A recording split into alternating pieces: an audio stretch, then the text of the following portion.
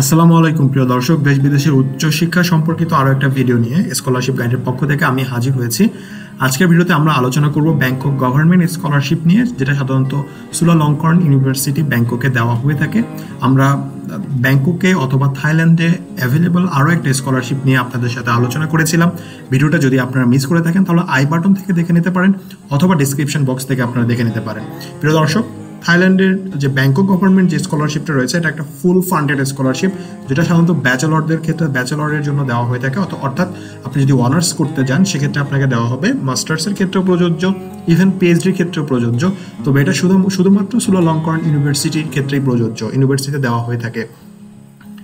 তো প্রিয় দর্শক, আজকের ভিডিও থেকে আমরা প্রথমে একটু ইউনিভার্সিটি সম্পর্কে জেনে নিব। এতটা বেশি ডিটেলসে আমরা জানবো না, সামান্য একটু জানবো যাতে আপনার ডিসিশন নিতে একটু সুবিধা হয়। তো আমরা জেনে নিব লেভেল অফ স্টাডিজ কোন লেভেলে হচ্ছে স্কলারশিপে দেওয়া হয়, যেটা অলরেডি আমি মেনশন করেছি ইতিমধ্যেই। আমরা স্কলারশিপ কাভারেজ সম্পর্কে একটু জেনে নিব। আমরা জেনে নিব কন্ডিশন অফ স্কলারশিপ, এই স্কলারশিপের জন্য কিছু কন্ডিশন রয়েছে, সেই কন্ডিশন সম্পর্কে আমরা একটু জেনে নিব। আমরা জেনে নিব এলিজিবিলিটি অফ দ্য অ্যাপ্লিক্যান্টস, অর্থাৎ আপনি যদি অ্যাপ্লিকেশন করতে চান সেক্ষেত্রে কী ধরনের রিকোয়ারমেন্ট রয়েছে সেটা আমরা জেনে নিব। আমরা জেনে নিব কী কী ডকুমেন্টস দরকার হবে সেটা সম্পর্কে আমরা জেনে নিব। পাশাপাশি আমরা অ্যাপ্লিকেশন প্রসেসটা জেনে নিব এবং ফাইনালি আমরা অ্যাপ্লিকেশন টাইমলাইনটা আমরা দেখে নিব। প্রিয় দর্শক, স্বাগতম স্কলারশিপ গাইডের আরও একটা ভিডিওতে। আপনি যদি আমাদের চ্যানেলে নতুন হয়ে থাকেন তাহলে অবশ্যই সাবস্ক্রাইব করবেন। কোনো প্রকার প্রশ্ন থাকলে কমেন্টস করে জানাতে আমাদের ভুলবেন না, অথবা ফেসবুক গ্রুপে জয়েন করে সরাসরি আমাদের সাথে কথা বলতে পারেন। ভিডিওটি অবশ্যই লাইক করবেন। তো প্রিয় দর্শক, আমরা প্রথমে ইউনিভার্সিটি সম্পর্কে একটু জানবো। ইউনিভার্সিটির ইন ডিটেলস আমরা কিছু বলবো না, শুধুমাত্র আপনাদের একটু র্যাঙ্কিংটা দেখাবো, যে র্যাঙ্কিং দেখে আপনারা বুঝতে পারবেন যে ইউনিভার্সিটিটা কতটা টপ র্যাঙ্কড ইউনিভার্সিটির মধ্যে রয়েছে। তো আমরা হচ্ছে আজকে আপনার চুলালঙ্করন ইউনিভার্সিটির র্যাঙ্কিংটা দেখার জন্য আমরা কিউএস ওয়ার্ল্ড ইউনিভার্সিটি র্যাঙ্কিং, তাদের যে লেটেস্ট যে র্যাঙ্কিংটা রয়েছে 2020, সেটাই হচ্ছে আমরা একটু দেখে নিব। তো 2020 কিউএস ওয়ার্ল্ড র্যাঙ্কিংয়ে আপনারা দেখতে পাচ্ছেন কিউএস ওয়ার্ল্ড ইউনিভার্সিটি র্যাঙ্কিংয়ের মধ্যে 208, অর্থাৎ ওয়ার্ল্ডের যত ইউনিভার্সিটি আছে তার মধ্যে এই ইউনিভার্সিটিটা হচ্ছে 208তম। আপনি যদি বাই সাবজেক্টে দেখেন সেক্ষেত্রে 51 থেকে 100-এর ভিতরেই রয়েছে। এশিয়ান ইউনিভার্সিটিগুলোর মধ্যে এটার র্যাঙ্কিং হচ্ছে 45তম, যেটা আপনারাই বুঝতে পারছেন one of the top university বলা চলে। এবং হচ্ছে বাংলাদেশের সাথে যদি আমরা তুলনা করি সেক্ষেত্রে আমরা দেখতে পাবো বাংলাদেশের কোনো ইউনিভার্সিটি ওয়ার্ল্ড 1000 টপ 1000-এর ভিতরে আমরা দেখতে পাই না, এমনকি টপ 500-এর তো প্রশ্নই আসে না। সেখানে ইউনিভার্সিটিটা আপনার ওয়ার্ল্ড টপ 500-এর ভিতরে রয়েছে এবং 208তম রয়েছে, সুতরাং বুঝতে পারছেন। তো এ পর্যায়ে আমরা জেনে নিব কোন কোন লেভেলের জন্য হচ্ছে স্কলারশিপটা প্রযোজ্য এবং আপনি কোন কোন লেভেল স্টাডি করতে পারবেন। সেক্ষেত্রে আপনাকে 4 ইয়ার্স ব্যাচেলর প্রোগ্রাম অর্থাৎ অনার্স প্রোগ্রামের জন্য আপনি স্কলারশিপটার ক্ষেত্রে প্রযোজ্য হবেন। অর্থাৎ আপনি যদি ব্যাচেলর করতে চান সেক্ষেত্রে আপনি আবেদন করতে পারবেন স্কলারশিপের ক্ষেত্রে। আপনি যদি মাস্টার্স করতে চান, অর্থাৎ আপনার ব্যাচেলর কমপ্লিট হয়ে থাকলে আপনি মাস্টার্স করতে পারবেন।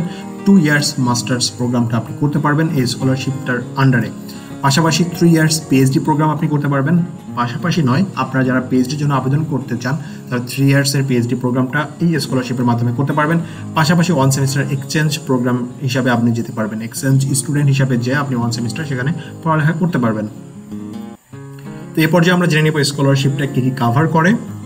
প্রিয় দর্শক, অন্য সব ফুললি ফান্ডেড স্কলারশিপের মতো এই স্কলারশিপটিও আপনার কোনো প্রকার টিউশন ফিস দিতে হবে না, অর্থাৎ যত টিউশন ফিস আছে সবটাই হচ্ছে আপনার স্কলারশিপের আওতাধীন কাভার করবে, অর্থাৎ স্কলারশিপ কর্তৃক প্রদত্ত হবে, ব্যাংকক গভর্নমেন্ট কর্তৃক প্রদত্ত হবে। আপনাকে একটা round economy class air ticket দেওয়া হবে, অর্থাৎ বাংলাদেশ থেকে যাওয়া এবং স্টাডি শেষে ফিরে আসার জন্য আপনাকে ইকোনমি ক্লাস এয়ার টিকিট দেওয়া হবে। সেক্ষেত্রে আপনি যদি আসিয়ান ভুক্ত কান্ট্রিগুলো থেকে আপনি ট্রাভেল করেন সেক্ষেত্রে ম্যাক্সিমাম 8500 বাত পাবেন। আপনার এশিয়ান যে অন্য যে কান্ট্রিগুলো আছে সেক্ষেত্রে 12000 বাত পাবেন। আর যদি আপনি ইউরোপ, অস্ট্রেলিয়া এবং নিউজিল্যান্ড থেকে আসেন সেক্ষেত্রে 20000 বাত পাবেন। আপনার নর্থ এবং সাউথ আমেরিকান হলে 30000 বাতের মতো করে আপনি পাবেন। এটা সাধারণত অ্যাজ অ্যাকচুয়াল বলা যেতে পারে, কারণ আপনি যে টিকিটটা তাদেরকে দেবেন, একটা ডকুমেন্ট আপনাকে সাবমিট করতে হবে এয়ার টিকিটটা, আপনার এয়ার টিকিটের যে প্রাইসটা সেটা রিটার্ন পাওয়ার জন্য, রিইম্বার্সমেন্ট হওয়ার জন্য। তো আপনি মান্থলি স্টাইপেন্ড পাবেন, যেটা সাধারণত ওরা বলে থাকে অ্যাকোমোডেশন এবং লিভিং সাবসিডি, অর্থাৎ লিভিং কস্ট কাভার করার জন্য এবং অ্যাকোমোডেশন কস্ট কাভার করার জন্য আপনাকে যে মান্থলি স্টাইপেন্ড দেবে সেটা প্রায় 16000 বাত আপনাকে দিবে। পাশাপাশি হেলথ ইন্স্যুরেন্সটা কাভার করবে।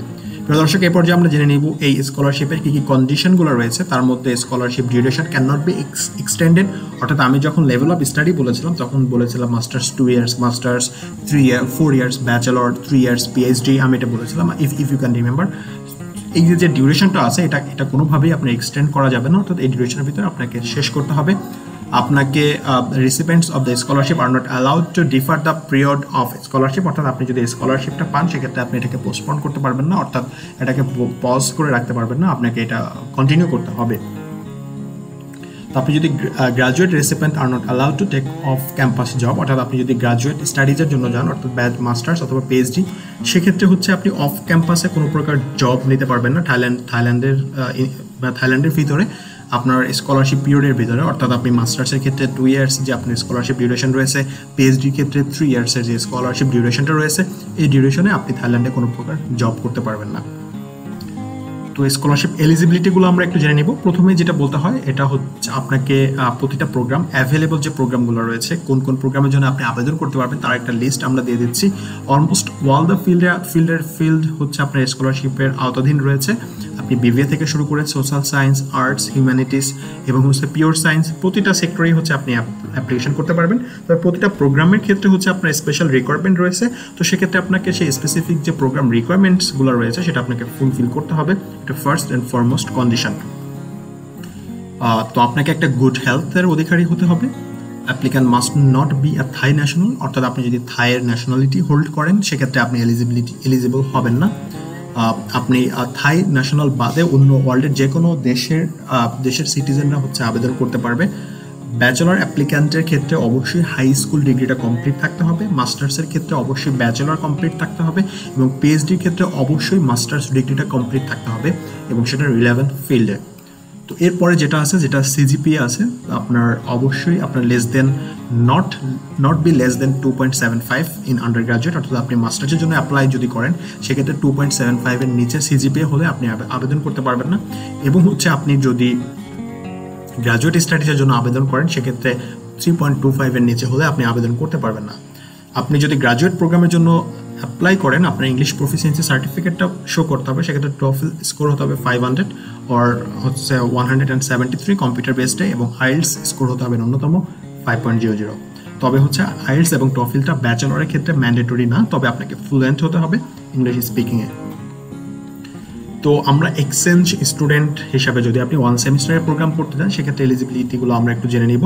আপনাকে কারেন্ট আন্ডার গ্রাজুয়েট আর এমএস স্টুডেন্ট হতে হবে, অর্থাৎ আন্ডার গ্রাজুয়েট এবং এমএস স্টুডেন্টরাই হচ্ছে এক্সচেঞ্জ স্টুডেন্ট হিসাবে যেতে পারবেন।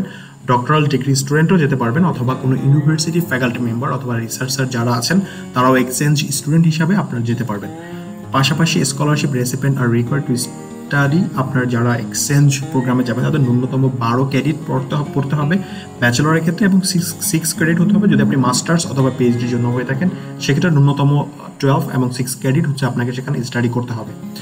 আপনাকে অবশ্যই একটা গুড হেলথ কন্ডিশন থাকতে হবে, আপনাকে গুড কমান্ডস ইন ইংলিশ অর্থাৎ ইংলিশ দক্ষতাটা খুব ভালো থাকতে হবে।